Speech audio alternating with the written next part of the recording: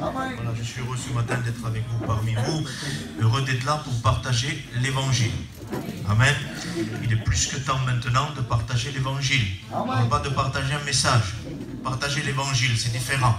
Partager un message peut venir de l'homme. Partager l'évangile, ça ne peut venir que de la Bible. Et j'aimerais que nous partagions l'évangile, puisque jamais, puisqu'il nous reste très peu de temps, notre Seigneur va revenir. C'est notre espérance, c'est ce qui nous fait tenir debout dans les difficultés, dans les problèmes, dans les maladies, parfois dans les pleurs. Ce qui nous fait tenir debout, c'est que le Christ revient bientôt nous chercher. Et que Dieu soit béni pour l'espérance qui est réelle. Plusieurs espérances dans le monde, mais la véritable espérance, elle est en Dieu. Vous savez, dans cette année, on voit des bonnes années, meilleurs vœux, mais le meilleur vœu et la meilleure année qui peut être proclamée, c'est en Luc 4. Jésus est venu, il a été oint pour proclamer une année de grâce. Ça, c'est spirituel, ce que vous comprenez. Il y a le frère Michel Callot qui a fait une mission à Nîmes, j'étais vendredi, il disait, écoutez, je peux vous faire, ne soyez pas touchés par ça, il disait, je peux vous faire des millions de meilleurs vœux de bonne année, si ce n'est pas en Dieu, et si Dieu n'agit pas, ça ne changera rien pour vous. Mais si on vous fait une bonne année, meilleurs vœux quelque part spirituel, alors là, il peut se passer quelque chose. Et je pense que c'est ce qu'il faut qu'il se passe dans cette année. Il faut que maintenant il se passe quelque chose dans votre cœur et dans mon cœur. Je ne suis pas là pour vous pointer du doigt, loin de là, parce que si je devais vous pointer du doigt, je ne prêcherais pas l'évangile. Je suis là pour parler à des frères et à des sœurs. Dire qu'on est tous ensemble. Nous avons reçu un message de Dieu, on vous le transmet, mais nous sommes tous ensemble dans cette œuvre d'attente. Nous l'attendons et nous voulons qu'il nous bénisse. On va demander aux frères responsables qu'ils puissent prier le Seigneur. Après ça, on ouvre le conseil. Seigneur, c'est avec joie que nous voulons te prier. Parce que notre cœur est dans la joie. Seigneur, de savoir que tu es celui qui parle à nos cœurs. Parce que tu connais nos vies. Oui, Jésus. Et ce que nous voulons, Seigneur, c'est que tu puisses te servir de ton serviteur. Seigneur, de l'oint de l'Esprit. Et sois sur le canal de bénédiction pour chacun d'entre nous. Donne-nous à recevoir ta parole, Seigneur, avec joie. Nous voulons la recevoir avec joie. Seigneur, qu'elle nous fasse du bien, qu'elle nous reprenne, Seigneur, s'il faut. Si nous en avons besoin, mais que nous puissions dire oui, amen à ta parole, Seigneur. Désir de notre cœur, prends toute la place ce matin. Et que la gloire te soit rendue. Amen. Amen. Amen. Que Dieu soit béni et que Dieu soit glorifié. Amen. Voilà, ce matin, Dieu m'a remis un message, comme il remet à chaque serviteur de Dieu. Je vais te transmettre ce message. Je vais me transmettre ce message. J'ai envie que Dieu me parle. J'ai envie que Dieu me fasse du bien. Et je pensais sur ma chaise, Paul va faire la différence entre trois catégories de personnes. Ce n'est pas le but du message, mais nous allons rentrer dans le message avec ça. Il parle de l'homme naturel, il parle de l'homme charnel et il parle de l'homme spirituel.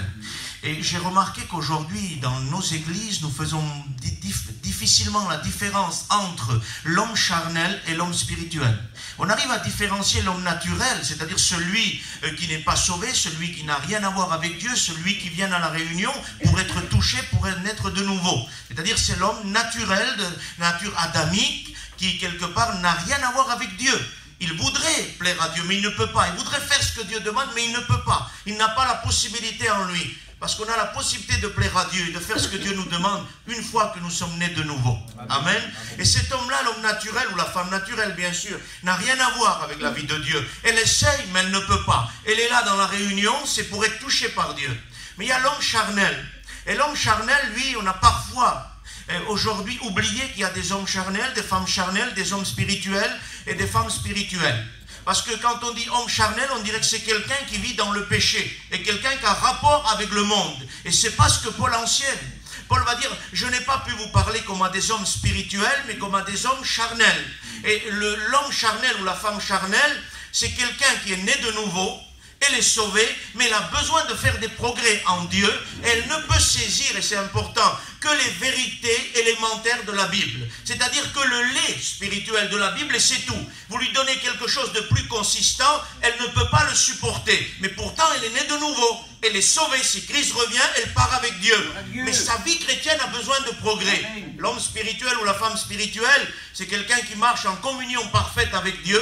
Il n'est pas parfait, attention. Il marche en communion parfaite. Il est d'accord avec l'Écriture, d'accord avec Jésus. Il a une communion avec l'Esprit, avec le Père, avec le Fils, et il marche dans la vie de Dieu. L'homme spirituel, c'est quelqu'un qui est capable de se tromper, mais qui est capable de demander pardon à Dieu. Attention, hein. L'homme spirituel, c'est pas celui qui jamais ne faudra, qui jamais n'aura des faiblesses dans sa vie chrétienne. Non, c'est pas ce que Paul enseigne. Mais Paul enseigne que l'homme spirituel, quelque part, c'est un homme qui, par exemple, si quelqu'un a péché, si quelqu'un a fauté, si quelqu'un s'est trompé, il va tout de suite demander pardon à Dieu. La différence entre quelqu'un de charnel, c'est qu'il laissera peut-être 1 semaine, 2 semaines, 3 semaines pour venir devant Dieu. Il viendra après ou il viendra plus, reprendra son culte, mais l'homme spirituel n'attend pas le dimanche matin pour courber le genou et demander pardon à Dieu. L'homme spirituel, dès qu'il est repris par le Saint-Esprit, dès qu'il est repris par sa conscience, il courbe le genou, il demande pardon à Dieu. Est-ce que vous comprenez? Et on fait rarement la différence, excusez-moi. Et je ne suis pas ici pour dire que vos pasteurs ne font pas la différence. Je parle des églises, de toutes les églises, nos églises Rome, vos églises, ceux que nous sommes aujourd'hui sur terre attendant le Seigneur. Nous croyons parfois que quand quelqu'un est charnel, il a peur même des fois de nous parler de ses faiblesses parce qu'il a peur qu'on lui dise qu'il n'est pas né de nouveau. Il faut que nous faisons attention. Amen. Arrivons à différencier l'homme charnel de l'homme naturel. L'homme naturel, c'est quelqu'un qui n'est pas sauvé, mais l'homme charnel est sauvé. Amen. Il a besoin du progrès. Amen. Mais parfois, les frères et sœurs, parfois, tellement, des fois, nous sommes structurés. Je ne dis pas qu'il ne faut pas être structuré. La Bible est une structure remarquable. Mais parfois, nous sommes tellement carrés, structurés, que celui qui est charnel n'ose plus nous parler de sa faiblesse parce qu'il va se dire, il va croire que je ne suis pas né de nouveau. Il faut sortir de ce système-là. Il faut être là, le père ou la mère spirituelle pour les sœurs qui auraient peut-être un conseil à donner, d'être là et savoir écouter celui qui n'est pas encore peut-être dans un état de perfection mais qui a besoin d'aide. Et que Dieu soit béni. Savez-vous pourquoi je vous dis ça? Parce que ce matin, le message que je vais vous porter, c'est écoutez, Dieu m'a donné ce nom-là quelque part dans mon esprit parce que ce message m'a servi à moi il y a quelques mois. Et il m'a dit, il y a des lettres que le diable fait. Et ce matin, j'aimerais te parler de la lettre du diable. Et je t'ai parlé de ces états avant pour que nous comprenions que parfois, quand un homme spirituel reçoit une lettre du diable, il est quelque part celui qui va être touché par cette lettre du diable, qui va peut-être même être brisé, mais qui à un moment donné, l'esprit va lui parler et il va se sortir de cette situation. L'homme charnel ou la femme charnelle reçoit une lettre du diable, vous savez ce qu'elle va faire ou ce qu'il va faire? Il va se renfermer sur lui-même. Il va devenir un cocoon à cause de la lettre, de la nouvelle. Et vous le verrez, nous allons lire le passage. À cause de la nouvelle que le diable lui a portée, il va se renfermer sur lui-même et il sera quelque part imperméable à tout frère, à tout sœur, à tout serviteur qui voudrait lui parler. Il va se renfermer sur lui-même. C'est arrivé à des hommes de Dieu. Tu pourras dire, moi, ça ne m'arrivera pas, frère. Laisse-moi te dire que c'est arrivé à Ézéchias, c'est arrivé à Jérusalem. Pourtant, Ézéchias était l'homme du réveil. J'aimerais que nous lisons en Ésaïe 36, 12. Je ne pourrai pas tout lire, je vais lire les versets qui nous intéressent, mais vous pourrez lire toute l'histoire si vous voulez. Ésaïe 36, 12. Rabshakeh répondit, est-ce à ton maître et à toi que mon maître m'a envoyé dire ces paroles? Puis Rabshakeh s'avança et cria de toute sa force en langue judaïque, écoutez les paroles du grand roi, du roi d'Assyrie. Ainsi parle le roi, qu'Ézéchias ne vous abuse point, car il ne pourra vous délivrer. Qu'Ézéchias ne vous amène point à vous confier en l'Éternel, en disant l'Éternel nous délivrera. Cette ville ne sera pas livrée entre les mains du roi d'Assyrie. N'écoutez point Ézéchias, car ainsi parle le roi d'Assyrie. Faites la paix avec moi. Rendez-vous à moi, et chacun de vous mangera de sa vigne et de son figuier, et chacun boira de l'eau de la citerne. Au verset 21, mais ils ne parlèrent pas, ils ne lui répondirent pas un mot, car le roi avait donné cet ordre, vous ne répondrez pas à Rabshakeh. Lorsque le roi Ézéchias eut entendu cela, il déchira ses vêtements, se couvrit d'un sac et alla dans la maison de l'Éternel.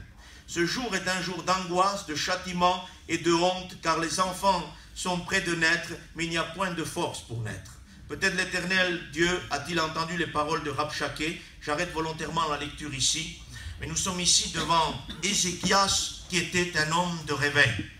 Si vous le prenez dans le livre de Chroniques, c'est la même histoire. Vous trouvez avant ça le réveil produit par Ézéchias. À un moment où les prédécesseurs d'Ézéchias avaient laissé le temple, avaient fait du temple un genre de cave pour ramasser tout ce qui les encombrait, Ézéchias va être réveillé dans son esprit par Dieu et il va faire un réveil. Il va demander aux Lévites qu'ils se remettent en fonction et qu'ils vident tout ce qui encombre dans la maison de l'Éternel. il va demander, videz le temple de Dieu, allez-y jusque dans le petit recoin, mettez dehors tout ce qui est impur. C'est l'homme de réveil, ça. C'est l'homme qui décide de purifier la maison de Dieu. Rabshakeh était un homme formidable. Excusez-moi, Ézéchias était un homme formidable. Rabshakeh est venu pour abattre l'homme formidable, ou la femme formidable. Quand on dit femme formidable, homme formidable, vous avez compris, ce sont des enfants de Dieu, sauvés par grâce, ce n'est pas des surhommes ou des surfemmes. Nous sommes sauvés par grâce, que nous le sommes par la grâce de Dieu. Mais ici, nous apprenons que Rabshakeh écoute qu'il y a Ézéchias, qui est un homme de Dieu, et que lui, il a maintenant un message à porter. La Bible dit qu'il y a des messagers de malheur. Et j'aimerais vous dire, faites très attention de ne pas recevoir un messager type Rabshakeh de malheur qui viendrait à votre esprit et qui vous annoncerait une nouvelle qui va vous terroriser. Ézéchias était à Jérusalem et le roi d'Assyrie va envoyer Rabshakeh. Rabshakeh n'est pas son nom. Rabshakeh, ce n'est pas un nom personnel de la personne, c'est un titre. C'est un titre, c'était si vous voulez, le plus grand officier de l'armée assyrienne de l'époque. Et quelque part, ce n'est pas son nom, mais c'est un commandant. Comme pour nous aujourd'hui, on pourrait dire un commandant d'armée. Rabshakeh était un commandant d'armée. Et pour nous, Église de Dieu ici, nous sommes devant une hiérarchie diabolique qui a décidé d'envoyer un commandant, un officier vers l'Église de Dieu et paralyser l'Église du Seigneur. Et j'aimerais que nous le comprenions. Il est venu ici à Jérusalem en voyant ce message-là et il dit aux habitants de Jérusalem que Ézéchias ne vous abuse point.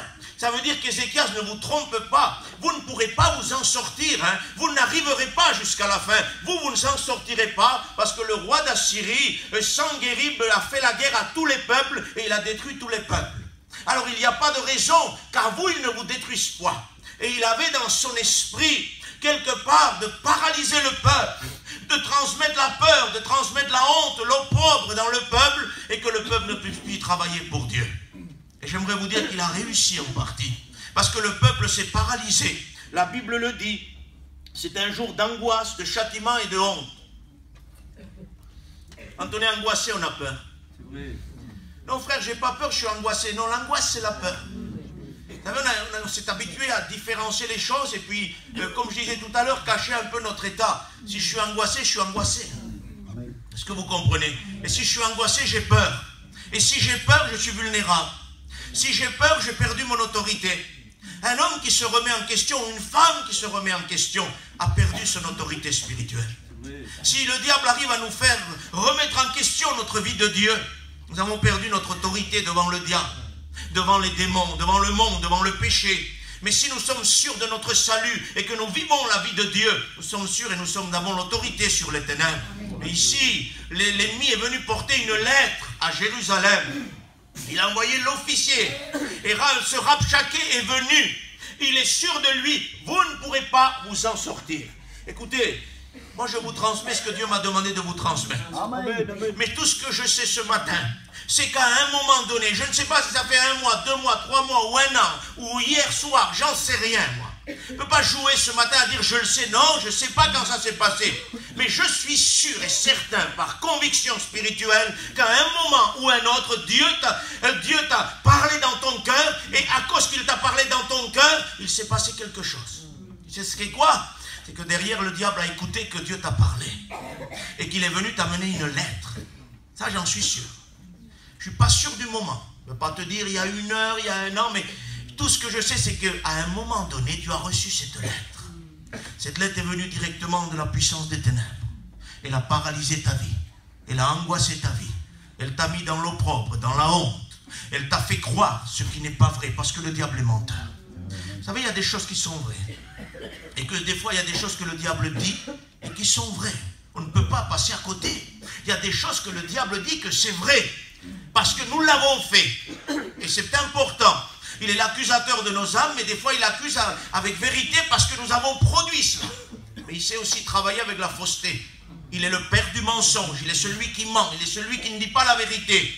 Et quand on reçoit un mensonge, écoutez, quand vous recevez une accusation et que vous avez fait quelque chose, si vous êtes spirituel, vous rentrez dans la prière, vous demandez pardon à Dieu. Vous brisez l'autorité du diable. Parce que vous savez que vous n'êtes pas parfait, vous courez pour être meilleur. Amen. Mais si vous avez un état charnel, c'est-à-dire que vous n'avez que la possibilité de saisir le lait de la parole de Dieu, vous vous renfermez sur vous-même. Et puis là, c'est la destruction. L'angoisse, la peur. Angoisser, c'est avoir peur. Paul va dire à Timothée, parce que vous savez, aujourd'hui, je ne sais pas pourquoi, mais ça arrive, on a honte de déclarer ce que nous sommes. Pourtant, Timothée était quand même l'étudiant de Paul. C'est quand même par Paul qu'il a été enrôlé. C'est quand même Paul qui connaissait sa famille, sa mère, sa grand-mère.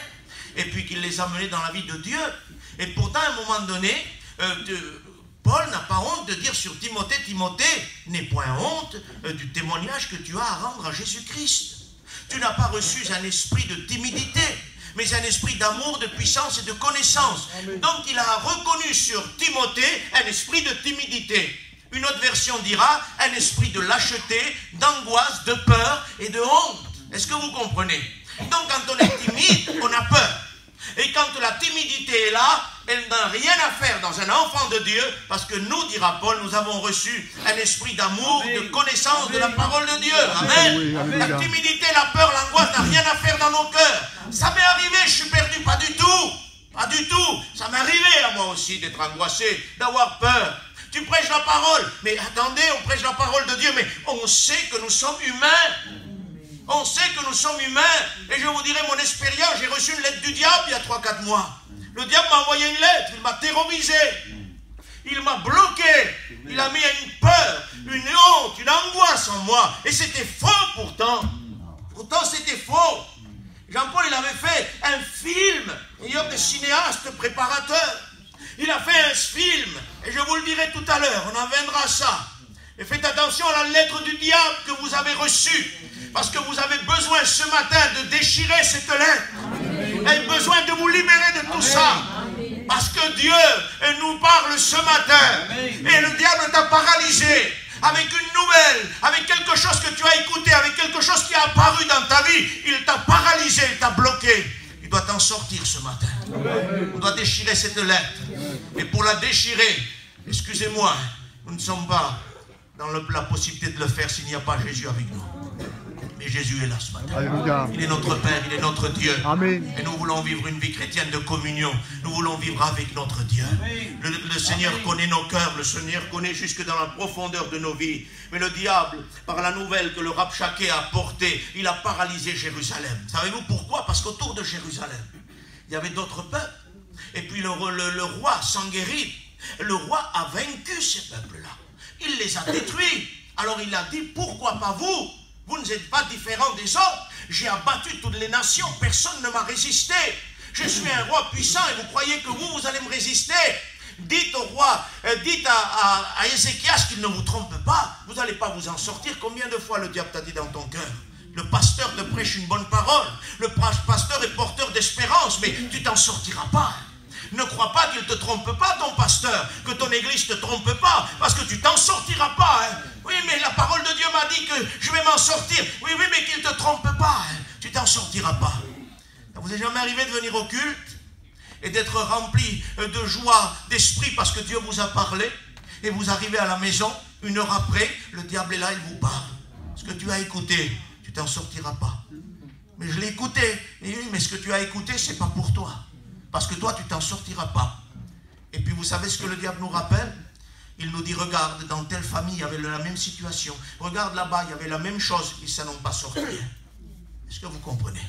Et il nous cite des cas extérieurs qui ne conviennent même pas. Ils ne sont même pas dans l'église. Il dit, voilà ce qui s'est passé là-bas. Voilà ce qui s'est... C'est pareil que toi. Tu t'en sortiras pas. Que Dieu nous bénisse. Amen. Que Dieu nous protège. Dieu. Vous savez ce qu'Ézéchias va dire? Il va se présenter devant l'Éternel. Il va dire, l'Éternel, tu vois les menaces de Rabshakeh de la part du roi d'Assyrie. Et il dit ces choses-là, il dit, c'est vrai que ce roi détruit les nations. C'est vrai que personne ne lui a résisté. Mais écoutez bien ce que Ézéchias va dire à Dieu. Il dit, mais eux, ils ne servaient pas le Dieu véritable. Eux, ils n'avaient que des dieux qui ont été faits par la main des hommes, qui ont été jetés au feu. Mais nous servons l'Éternel. Que le diable ne te trompe pas. Si extérieurement, tu as vu le même cas, si tu as vu la même situation et que le diable t'a paralysé avec ça, tu t'en sortiras pas, ils ne s'en ont pas sorti. Je dois te dire quelque chose, nous servons le Dieu vivant, véritable, réel, qui est puissant et que nous pouvons faire appel à lui immédiatement et qu'il est parmi nous, plein de force, plein de grâce et que Dieu soit béni. Le diable a fait des propositions à Jérusalem et à Ézéchias. Il dit qu'Ézéchias ne vous trompe point. en vous disant, confiez-vous en Dieu. C'est comme ce matin, moi. Eh bien, si ça aurait été les frères qui prêchent, c'était pareil. Moi, je vous dis, confiez-vous en l'Éternel. Vous avez eu un souci, vous avez eu une lettre que vous avez reçue du diable. Confiez-vous en Dieu. Ben, le diable pourra venir à ton esprit te dire, ne te trompe pas. Que le serviteur qui prêche, qui te dit, confie-toi en l'Éternel, ne te trompe pas, tu t'en sortiras pas. Et attention, ça va venir à ton esprit, maintenant ou tout à l'heure. Mais ça viendra. Ça viendra. Mais tu devras chasser cette pensée. Et dire, ce n'est point un homme qui parle. Ce n'est point Ézéchias qui délivrait à Jérusalem, mais Ézéchias était l'instrument dans la main de Dieu. Et nous sommes tous les serviteurs de Dieu, établis par Dieu, des instruments dans la main de Dieu. Est-ce que vous comprenez? Et nous ne pouvons rien faire pour vous, mais nous avons reçu l'autorité et la puissance de vous transmettre le mot de Dieu. Et avec ça, vous en sortirez. Et que le menteur, le séducteur ne vous trompe pas. Il vous a donné une lettre, nous allons la déchirer ce matin. Et vous allez vous en sortir. Et votre vie va être bénie en Dieu. Et que Dieu soit béni et glorifié. N'écoutez point Ézéchias, car ainsi parle le roi d'Assyrie. Faites la paix avec moi, rendez-vous à moi, et chacun de vous mangera de sa vigne et de son figuier, et chacun boira de l'eau de sa citerne, jusqu'à ce que je vienne et que je vous amène dans un pays comme le vôtre, dans un pays de blé, de vin, et un pays de pain et de vigne. Que Dieu nous protège. Il y en a que le diable a proposé d'échanger leur vie chrétienne. Ils ont abandonné la lutte, le combat contre le diable, contre les démons, contre le péché. À cause de quoi? À cause de la peur, de l'angoisse et à cause de la lettre du diable qu'ils ont reçue. Le diable les a tellement terrorisés. Il les a tellement mis dans un état de peur, d'angoisse, qu'ils se sont dit, on va abandonner. Il y en a qui disent, plus je m'approche de Dieu, plus j'ai des problèmes. Faux, c'est une illusion. Plus nous nous approchons de Dieu, plus nous sommes bénis par Dieu. Mais le diable a produit ça depuis des années. Et il a dit, fais attention, ça n'est pas trop spirituel, parce que tu auras des problèmes, tu seras attaqué. Que cet enseignement soit détruit parmi nous, car nous sommes à côté de Jésus, nous sommes bien. Amen. Je connais une personne qui avait dit à ma soeur, qui n'est pas chrétienne, il lui avait dit ça, elle est chrétienne. Et vous savez ce qu'il lui a dit? Il lui a dit, quand tu viens à Dieu, tu as 7 ans de malheur. Quand tu viens à Dieu, tu es attaqué. Moi, depuis que je suis venu à Dieu, j'ai que des problèmes. Et j'aimerais vous le dire ce matin. Parlons de véritables enfants de Dieu. Pas de personnes qui sont venues à Dieu de leur propre idée. Nous avons besoin d'enfants de Dieu qui sont nés de nouveau. Est-ce que vous laissez vos enfants, vous, pour qu'ils soient détruits? Je vous pose une question.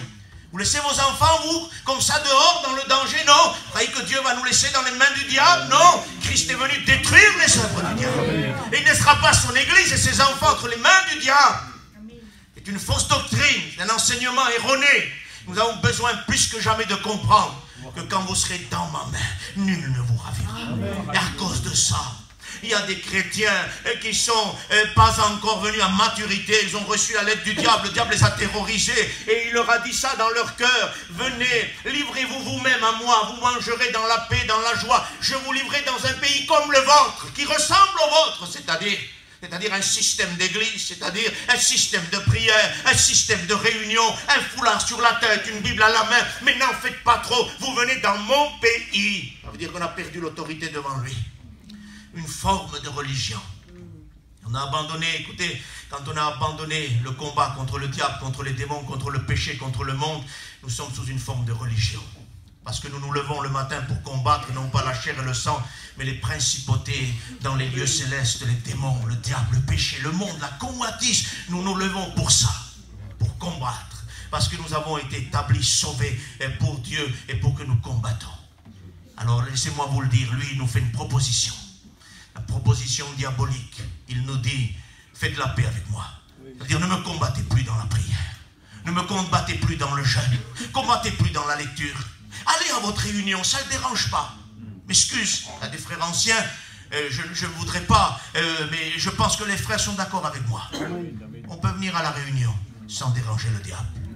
Et on ne peut louper la réunion et être vraiment une arme redoutable pour le diable. Frère, il ne faut plus venir à la réunion, pas du tout. Pas du tout. C'est pas ce que j'ai dit. Mais il y a des personnes qui ont fait quelque part des pactes, des alliances dans leur esprit à cause de la lettre du diable. Et ils se sont dit, j'abandonne, j'irai seulement à la réunion, mais je ne peux pas en faire plus, j'ai que des problèmes. C'est faux. C'est faux. Parce que quand tu viens à la réunion, tu ne viens pas pour avoir des problèmes. Tu viens pour que tes problèmes soient résolus. Amen. Pour qu'il y ait des choses nouvelles, pour faire une expérience avec Dieu et glorifier notre Dieu. Le diable est astucieux, il est malin, trompeur. Trompeur. Regarde, plus tu vas à la réunion, plus tu as des problèmes. Je me souviens de l'astuce diabolique il y a à peu près 13 ans de cela. Frère serviteur faisait des réunions dans la maison de mon père. Et dans les réunions qu'il faisait, il faisait des réunions, puis un soir, il devait faire la réunion. Et écoutez bien ce qui s'est passé. Mon frère s'est coupé la main avec un couteau, en coupant un bout de pain. Et ils l'ont amené pour qu'il se fasse recoudre et tout. Et à partir de là, vous savez ce qui s'est passé? On a dit chez moi, non, on ne veut plus les réunions parce qu'on a eu ce problème à cause de ça. Vous croyez que c'est une pensée d'homme, ça? Pas du tout. C'est une pensée diabolique. Le diable a semé ça dans l'esprit. Est-ce que vous comprenez? Pour empêcher la parole de Dieu d'œuvrer. Parce qu'il y a une œuvre qui s'est faite dans tout ça. Est-ce que vous comprenez? Et le diable le sait. Donc il est celui qui nous trompe. Mais arrêtons de nous laisser borner par des choses qui ne sont pas réelles. Ce n'est pas parce que nous nous approchons de Dieu que nous avons des difficultés, des problèmes. Non, non, c'est parce que nous vivons dans le monde. Et il ne faut pas enlever ça. On est là dans le monde. Hein. Avec Dieu, on est protégé. Avec Dieu, on est béni. Vous comprenez? Mais même si on n'est pas avec Dieu, on sera tranquille pendant un moment. Mais laissez-moi vous dire quelque chose. Après, le salaire du péché va tomber. Et ça va faire très mal. Très mal. Parce que le diable n'est pas pressé. Il te mènera dans un pays, comme il dit, où tu mangeras, tu buvras. Puis c'est vrai, il y a des chrétiens qui disent, quand j'étais pas chrétien, moi j'avais tout ce qu'il me fallait. Aujourd'hui, j'ai plus rien. Mais moi, je ne comprends pas comment on peut envier la vie d'avant par rapport à celle-là aujourd'hui. Est-ce qu'on n'a rien compris à l'œuvre de Dieu? Ou alors on n'a pas expérimenté encore la parole de Dieu? C'est comme le peuple d'Israël en Égypte. Ils ont quelque part pensé en Égypte. On avait tout. On mangeait, on avait de la viande, on avait tout. Ils ont oublié les 400 et quelques années d'esclavage. Que le pharaon rendait leur tâche plus pénible, plus il en faisait, plus il alourdissait la tâche. Ils ont oublié ça pour un morceau de pain. Et nous avons oublié parfois, nous l'église du Seigneur, que dans le monde, nous étions les esclaves du diable. Et que le diable rendait notre tâche pénible, il détruisait nos foyers, il nous faisait pleurer. Il y avait toutes sortes de problèmes. Chez moi, il y a eu la maladie, j'ai oublié ça? Non, je ne peux pas oublier. Si ma fille est là ce matin parmi nous, et ici, c'est parce que Dieu est venu dans mon foyer. Et je ne vais pas dire que je vais revenir en arrière, j'avais tout ce qu'il faut. J'avais peut-être de l'argent, mais j'étais misérable, perdu pour l'éternité. Ce matin, nous avons tout ce qu'il faut, nous avons le vêtement, la nourriture. Dites, cela suffit, ça suffit. Et si Dieu veut vous enrichir, il le fera. Il le fera, croyez-moi. Vous savez pourquoi je ne suis pas riche? Vous voulez que je vous le dise? Parce que j'ai un Dieu riche, ta gars. Vous avez un Dieu riche. Pourquoi je ne suis pas riche milliardaire? C'est parce que Dieu sait que sûrement que l'argent m'amènerait autre part que dans son œuvre. Et oui, puisque j'ai un père qui est riche, comprenez-le. C'est mon père. Je peux me servir dans la richesse de Dieu. Oui, mais Dieu ne le veut pas. Parce que moi, si je suis milliardaire, si je vois que je donne des sous à mon fils et qu'il part pour être perdu, moi, je ne le fais pas. Et j'ai compris ça. Si Dieu aurait voulu m'enrichir, il l'aurait fait, mais Dieu sait que c'est pas bon pour moi, c'est tout. Mais maintenant, c'est pas bon. Peut-être pour toi, ça peut être bon. Peut-être que demain, Dieu t'enrichira, peut-être que pas. Mais Dieu a enrichi Salomon. Est-ce que vous comprenez? Donc Dieu n'est pas contre ça. Dieu est celui qui nous bénit. Mais ce qui compte pour Dieu, c'est notre cœur. C'est notre vie avec Dieu. On va prendre quelques minutes, puis on va prier le Seigneur. Le frère, en introduisant sa réunion, a dit, c'est parfois difficile de prier. Parfois, on ne peut même pas prier, mais même qu'on ne prie pas, on ressent la présence de Dieu. C'est important. C'est parce qu'autour de nous, peuple du Seigneur, écoutez, je parle à une église ce matin. Je suis libre, pas camoufler les mots. Autour de nous, il y a des démons. Il y a le diable lui-même, parfois, qui est là, qui nous empêche de prier, qui ferme notre bouche. Mais ce qui est extraordinaire, sans dire qu'il ne faut pas prier à haute voix, sans dire ça, c'est que même si nous ne prions pas à haute voix, Dieu lit le langage de notre cœur. Et dans un soupir, des fois de faiblesse, d'impossibilité, le Christ est là pour nous bénir. Quand on ne sait plus ce qu'il convient de demander dans nos prières, le Saint-Esprit intercède par des soupirs inexprimables. Le Saint-Esprit vient en moi et en toi. Donc il soupire.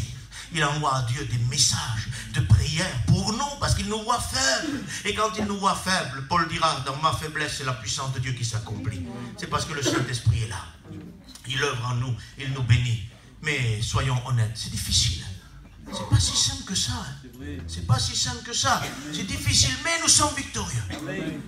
La pensée, c'est celle-là. C'est difficile, mais nous y arriverons. Hein. Nous sommes victorieux, c'est fait, c'est pas quelque chose à gagner, c'est fait. Le Christ a été victorieux. Le Christ a gagné. À la croix, il a tout remporté. C'est à nous de vivre ça. Est-ce que vous comprenez? C'est à nous de vivre tout ce que le Christ a fait pour nous. Et nous voulons le faire, que Dieu soit béni. Faites la paix avec moi, rendez-vous chacun, et je vous donnerai ce qu'il faut. Il y a beaucoup de chrétiens qui ont fait la paix avec le diable. Excusez-moi de vous parler ouvertement. Mais qui ont décidé de ne plus le combattre. Et qui ont décidé de re-rentrer dans une convoitise humaine, terrestre, charnelle, qui n'a rien à voir avec Dieu.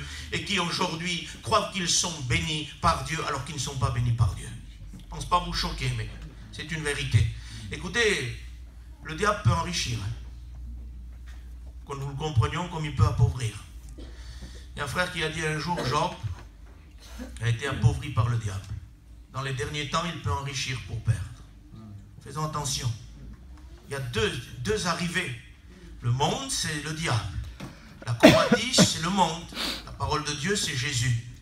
Alors vous pouvez recevoir la subsistance de la part de Jésus, ou de la part du monde. Mais ce que j'ai remarqué, frère, c'est que quand quelqu'un quitte l'église et qu'il reva dans le monde, vous regarderez bien sa situation. Vous le revoyez 1 mois ou 2 mois après, c'est plus le même garçon. Hein. Il a prospéré matériellement, mais à une allure alors extraordinaire. Et puis se contente dans ça, faites la paix avec moi, et vous mangerez, vous buvrez. Et c'est ce qui se passe aujourd'hui. Que Dieu nous protège. Que Dieu nous protège. À nous chrétiens, n'abandonnons pas la prière, ne faisons pas la paix avec lui. Parce que parfois, quand on n'a plus le temps, écoutez bien ce que je vous dis, quand on n'a plus le temps de prier, de jeûner, de lire sa Bible, à cause du travail, on a fait une soi-disant paix cachée qu'on ne connaît pas. Ça veut dire qu'on ne lutte plus contre le diable, on ne lutte plus contre les démons dans le jeûne, dans la prière, dans la lecture, mais on prospère matériellement parce qu'on travaille beaucoup et on se dit merci Seigneur. Mais attendez, merci Seigneur, mais comment merci Seigneur? Parce qu'on ne peut plus prier, on ne peut plus jeûner, on ne peut plus lire et on dit merci Seigneur. Il ne faut pas être trompé. Attendez, je suis d'accord avec vous, c'est normal, il faut travailler parce que celui qui ne veut pas travailler, qu'il ne mange pas. C'est la Bible qui le dit. Mais attendez, si je vous dis ça parce que ça m'est arrivé, ça vous est arrivé. Prenez 15 jours ou 10 jours pour travailler sans abandonner votre vie avec Dieu. Mais prenez un temps pour que vous ayez ce qu'il vous faut, suivant votre travail. Mais après ça, vous revenez à Dieu. Sans l'avoir laissé Dieu, comprenez-le. Vous travaillez pendant 15 jours, vous avez un chantier à faire. Pour ceux qui travaillent sur les chantiers, vous faites votre travail, vous priez Dieu, vous êtes toujours en communion, mais vous avez plus quelque part un peu de temps pour travailler pendant ces 15 jours. Mais après, il faut revenir. Là, on peut dire merci Seigneur pour ces 15 jours. Parce que ces 15 jours que j'ai travaillé vont me permettre de me consacrer à toi pendant 1 mois ou 2 mois. Est-ce que vous comprenez? Mais si constamment, pendant toute l'année, on est dans le travail, on a signé une paix sans le savoir. Vous avez vu des fois, ça s'est arrêté aujourd'hui. Quelques années, j'étais jeune, moi, même pas marié. Et puis, il y a quelqu'un qui est venu pour monter une cuisine chez ma mère. Il lui a fait signer un bon. Que si vous voulez, il fallait qu'il monte la cuisine pour à l'époque à peu près 10 millions, c'était une fortune quoi. Mon père n'était pas là, ma mère n'a rien compris, il lui a fait signer le bon. Oui, mais alors, elle croyait signer un papier de visite, mais elle a signé un bon. Bon, bien sûr que ça ne s'est pas fait. Mon père n'est pas chrétien, il est allé, vous avez compris, il a retiré le bon. Et bon, c'est pour vous dire que des fois, on signe des bons, on signe des décisions. On signe des paix sans le savoir. Nous n'avons pas besoin de faire la paix avec le diable. On n'a pas besoin de faire la paix avec lui. C'est la guerre continuelle. Excusez-moi de vous mettre devant ça. C'est une guerre continuelle. Continuelle. On n'a pas besoin de quelques jours. Non, non, c'est tout le temps. Quand je dors, quand tu dors, nous sommes en guerre. Est-ce que vous le savez? Parce qu'un pays est en guerre. Il y a des gens qui dorment. Les commandants, l'armée dort, mais quand même en guerre. Et quand on dort, je fais souvent cette prière, Seigneur, quand je m'endors, pendant la nuit, quand je dors, exhorte mon cœur et protège-nous de toute influence ténébreuse pendant la nuit. Parce que moi je dors, mais toi tu ne te reposes pas, tu ne dors pas et tu ne sommeilles point. Que Dieu soit béni. Est-ce que je peux continuer quelques minutes et puis on va prier Dieu? Il est dit comme cela, c'est précis.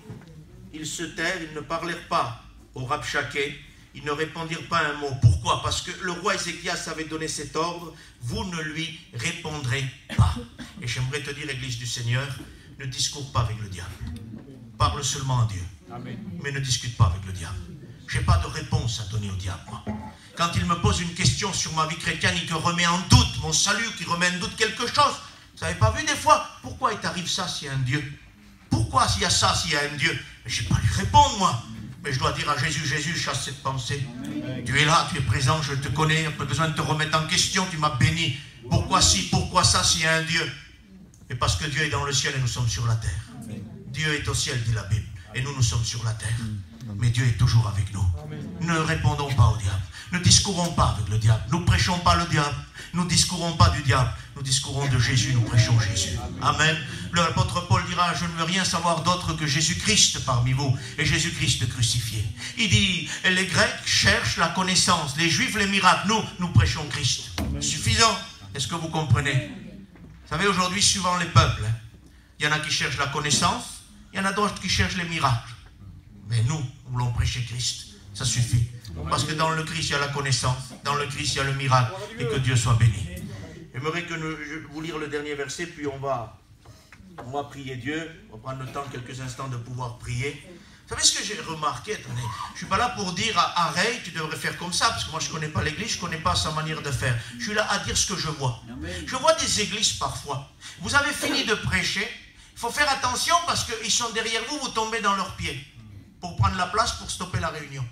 Attendez, pas d'enseignement à donner, chacun fait comme il veut. Hein, c'est celui... Mais attendez, il faut quand même un moment. Hein. La Bible dit, le Saint-Esprit convainc de péché, de justice et de jugement. Mais c'est en accord avec la parole. Quand le mot est prêché de Dieu, laissons quelques minutes. Est-ce que vous comprenez? Il y en a qui démarrent en patinant, je vous promets. Ils veulent vraiment venir là et conclure tout parce qu'ils ont peur du dérèglement. Attendez. Quand on est dans la Bible, quand on a Jésus, quand on a le Saint-Esprit, on n'est pas déréglé. Hein. On n'est pas déréglé. À l'étranger, vous avez des églises qui marquent interdit de prophétiser sur les murs. Parce qu'il y a eu du dérèglement. Mais attendez, ça c'est un panneau qui ne devrait pas être là. On n'interdit pas les gens de prophétiser parce qu'il y a du dérèglement. On met le dérèglement dehors et les prophéties réelles restent parmi nous. Vous comprenez? Parce qu'on a peur du dérèglement, parce que quelqu'un prie un peu trop fort, ou quelqu'un parle en langue. Mais attendez, il faut quand même laisser faire le Seigneur. Vous comprenez? Il faut quand même faire le Seigneur, parce qu'à un moment donné, on n'aura plus personne qui parle en langue. Parce qu'on ne l'exerce plus, hein, à force. Vous direz, Paul dit, il vaut mieux parler à la maison en langue. Oui, d'accord, mais voilà, il faut quand même avoir l'Esprit de Dieu parmi nous dans nos réunions. Hein. Vous comprenez bien, on n'est pas religieux. Même que vous parlez sûrement plus que dans l'église en langue chez vous. C'est bien. Mais c'est moi vous dire quelque chose, qu'il y en a aujourd'hui qui ne parlent plus à l'église en langue et ni chez eux. Hein. Parler en langue est de moins en moins pratiqué. Et vous savez pourquoi elle est de moins en moins pratiquée? Parce que c'est une arme redoutable contre le diable. Car celui qui parle en langue, parle à qui? À Dieu. Donc si on ne parle plus en langue, on n'a plus de conversation spirituelle inspirée par le Saint-Esprit. Donc c'est bien. Vous comprenez? Que Dieu nous bénisse, que Dieu nous aide, que Dieu nous aide vraiment. Nous en avons besoin plus que jamais. Ézéchias prit la lettre de la main des messagers et il la lut. Puis il monta devant la maison de l'Éternel, il la déploya devant l'Éternel et y adressa cette prière à l'Éternel des armées. Dieu d'Israël, assis sur les chérubins, c'est toi qui es le seul Dieu de tous les royaumes de la terre. C'est toi qui as fait les cieux, la terre. Éternel, incline ton oreille, écoute. Ouvre tes yeux, regarde, entends toutes les paroles que Sanguérib a envoyées pour insulter le Dieu vivant. Il est vrai, ô Éternel, que les rois d'Assyrie ont ravagé tout le pays et qu'ils ont jeté des dieux dans le feu. Mais ce n'étaient point des dieux, c'était des ouvrages de main d'homme, du bois de la pierre. Maintenant, Éternel notre Dieu, délivre-nous de la main de Sanguérib.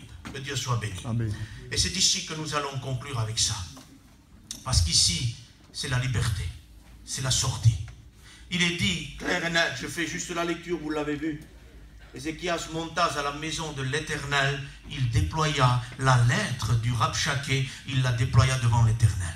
J'aimerais te dire mon expérience avant de prier le Seigneur. Il y a quelques mois, j'ai reçu une nouvelle, la lettre du diable. La lettre du diable. J'ai reçu une nouvelle, cette nouvelle m'a terrorisé. Cette nouvelle m'a mis pris dans un état d'angoisse, de peur. Et le diable disait, ça sera comme ça chez toi. Ton foyer, ça sera ça. Ton foyer, ça sera ça. Tout sera détruit, tu t'en sortiras pas. Mais tout était faux, Jean-Paul. Est-ce que tu comprends? Mais attendez, mais tes serviteurs, mais attendez, mais moi je ne me cache pas derrière une carte de serviteur. Moi je vous donne mon témoignage, c'est ce qui m'est arrivé. Il m'a angoissé, il m'a mis la peur. Parce que si ça arrivait à Timothée, ça peut arriver à moi. Je ne suis pas plus grand que Timothée, moi. Est-ce que vous comprenez? Et le diable m'a terrorisé, il me montrait ça, un film, Jean-Paul, 15 jours de film. Est-ce que vous comprenez? prié, dès que je priais, il était là, il fermait mon esprit. Et c'est ce que le diable t'a fait à toi. Par la lettre que tu as reçue, il a fermé ton esprit. Et tu vas t'en sortir ce matin. Parce que moi, je m'en suis sorti à cause de Dieu. Et à un moment donné, ben, je priais Dieu. Qu'est-ce que tu veux faire? Je priais Dieu. Puis ici, quelque part, c'est passé ça. Cette peur, on aurait dit qu'elle a disparu. Puis je priais Dieu, je marchais, je priais, puis j'étais là, je présentais telle et telle chose devant Dieu, puis à un moment donné, écoutez, merci à Dieu qui connaît toutes choses. Dieu m'a dit, c'est pas ça que j'ai besoin. J'ai dit, comment? C'est pas ça que j'ai besoin d'écouter. Et puis je disais dans mon esprit, mais je te prie, présente tel et tel cas. Non, c'est la lettre que tu as dans ton cœur, que le diable a déposée. C'est cette lettre qu'il faut que tu déploies devant moi. Et pourquoi il m'a parlé comme ça?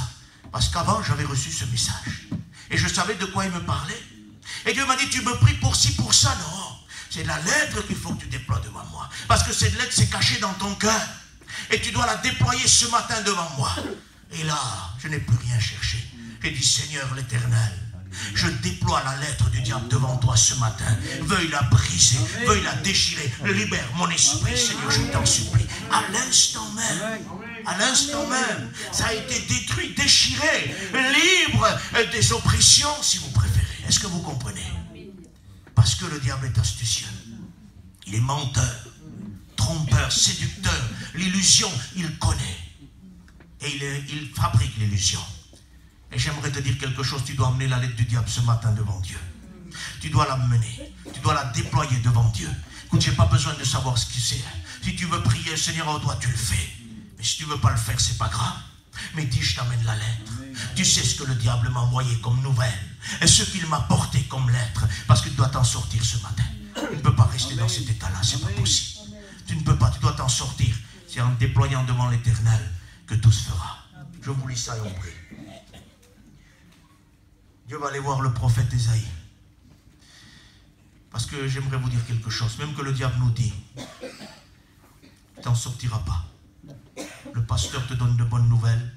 L'église te donne de bonnes nouvelles, mais tu n'y arriveras pas. C'est moi vous dire que Dieu respecte ce qu'il a établi. Et les hommes de Dieu qu'il a lui-même établis sont toujours là. Et lui, Ézéchias, vous savez ce qu'il fait? Il ne va pas aller avoir un renseignement ou une aide dans le monde extérieur. Non, il dit à Ésaïe le prophète, va demander à Ésaïe de prier pour nous. Que Dieu soit béni. C'est ce que je vous disais en début. Quand on a un problème, une difficulté, vous avez vos pasteurs. Appelez-les ou allez les voir comme vous voulez. Et dites-leur, pasteur, prie avec moi. Pasteurs sont des hommes de Dieu. Est-ce que vous comprenez? Ils ne sont pas là pour abattre. Nos pasteurs établis dans nos églises sont là pour nous aider. Ils ne sont pas là pour nous pointer du doigt ou parfois de dévoiler. Parce qu'attention, je le dis, il y a eu parfois des dévoilements qui ont fait mal. Et je disais ça à un frère. Si dans ton ministère, tu n'as pas de secret pastoral, arrête tout. Parce que ça ne sert à rien. Est-ce que vous comprenez? Il y a des choses dans le secret pastoral. On en parlait hier avec un frère qui partiront avec nous. Je dis, frère, j'ai des secrets pastoraux que je ne pourrais pas te partager sur ta famille. Tu en as sur la mienne sûrement. Mais ce n'est pas parce que je ne te respecte pas, que je n'ai pas confiance en toi. C'est que le secret pastoral, je mourirai avec. Ou je partirai si Dieu revient. Et c'est ça qu'on a besoin. Qu'on puisse se confier. Parce qu'écoutez, si quelqu'un a failli, et n'étant pas un homme de Dieu, à dévoiler des choses, tous ne sont pas pareils. Il y a des hommes de Dieu. Pour ça qu'Ézéchias va voir Ésaïe. Parce qu'il lui fait confiance. Il dit, prie pour nous, Ésaïe. Tu es un homme de Dieu et Dieu va nous bénir. C'est à cause de la prière d'Ésaïe. Parce qu'Ésaïe va donner une réponse. Dieu va donner une réponse à Ésaïe. Dis à Ézéchias que moi je suis l'Éternel. Et que moi, le diable a insulté. C'est écrit dans le verset 22. La parole de l'Éternel prononcée à Ésaïe. Elle te méprise, elle se moque de toi. La fille de Sion, c'est-à-dire l'Église. Qui as-tu insulté et outragé? Contre qui as-tu élevé la voix? Par tes serviteurs, tu as insulté le Seigneur. Ça veut dire que quand on insulte l'Église, quand le diable parle contre l'Église, c'est comme ce Paul que Jésus va dire, pourquoi me persécutes-tu? Pourtant, ce n'était pas lui personnellement qui persécute son Église. Quand le diable fait des insultes à l'Église, c'est Jésus qui le touche. Il dit dans le plus vous lire tout, je vous donne ce que j'ai besoin, on prie. Il dit, je sais quand tu t'assis, c'est Dieu qui donne la prière par la bouche d'Ézéchias pour le peuple. Il dit, je sais quand tu t'assis en parlant pour le diable. Je sais quand tu t'assis. Je sais quand tu sors, je sais quand tu rentres. Je sais que tu es furieux contre moi. Et parce que tu es furieux contre moi, que ton arrogance est montée à tes oreilles, je mettrai ma boucle à tes narines et mon morse entre tes lèvres et je te ferai retourner par le pays où tu es venu. Amen. Gloire à Dieu. Dieu donne une réponse à Ézéchias. Il dit, Ézéchias, t'inquiète pas, je sais quand il sort, je sais quand il s'assied, et je sais qu'il est furieux contre moi, parce que le diable est furieux contre toi et contre Dieu. Ça, c'est une certitude. Et que Dieu soit béni. Il dit, je te prendrai par les narines. Je mettrai ma boucle dans tes narines. Job va dire, qui pourrait mettre dans la bouche du crocodile sa boucle, son hameçon, peut-être, je ne sais pas comment te dire ça. Personne ne peut pas saisir un crocodile, mais Dieu, lui, peut le faire. Le crocodile, c'est le diable, est-ce que vous comprenez? C'est la puissance des ténèbres, c'est l'esprit du monde, c'est l'esprit de l'antichrist. Qui pourrait déloger tout ça? Personne. Mais Dieu, lui, oui. Parce qu'un crocodile, si vous essayez de lui mettre une hameçon dans la bouche ou une boucle à ses narines, vous allez voir ce que ça fait. Essayez de le faire au diable sans Jésus. Ça ne se passera pas comme ça. Mais avec Jésus. Dieu soit béni. Avec Jésus, j'ai cette image, je la donne souvent. Le crocodile ouvre sa bouche quand il le voit. N'essaye même pas de forcer. Il ouvre la bouche et puis il est en train de mettre sa boucle, c'est-à-dire son autorité, de le lier pour qu'il ne touche plus à son église. Apportons les lettres au diable. Ce matin, disons, la lettre que tu as portée, ta lettre, je l'amène maintenant. Tu as insulté l'église, tu m'as insulté. Dieu va te retirer. Dieu va te chasser. Est-ce que vous comprenez? Apportons-la, cette lettre à Dieu. Disons, Seigneur, tu la connais, tu l'as vue, je l'ai peut-être oubliée, elle est cachée, mais ce matin, tu as désiré qu'elle revienne pour que j'y pense. C'est ce qui s'est passé pour moi. Je l'avais oubliée, mais lui, il savait. Et toi, ce matin, amène-la. Amène-la devant Dieu. Déploie-la devant l'Éternel. C'est simple. C'est venir devant Dieu ce matin et dire, Seigneur, tu connais ce qui m'a touché. Déploie-la. Déploie-la. Et que Dieu soit béni. Notre Père, venons devant toi ce matin. Quelle grâce d'avoir un Dieu si puissant, qui est capable de voir plus loin que ce que nous voyons. Père, je te rends grâce d'avoir déchiré la lettre du diable qu'il m'a apportée, de m'avoir secouru dans ce milieu, Seigneur, de l'illusion, de la fausseté, du mensonge. Tu es venu pour montrer que le diable est menteur.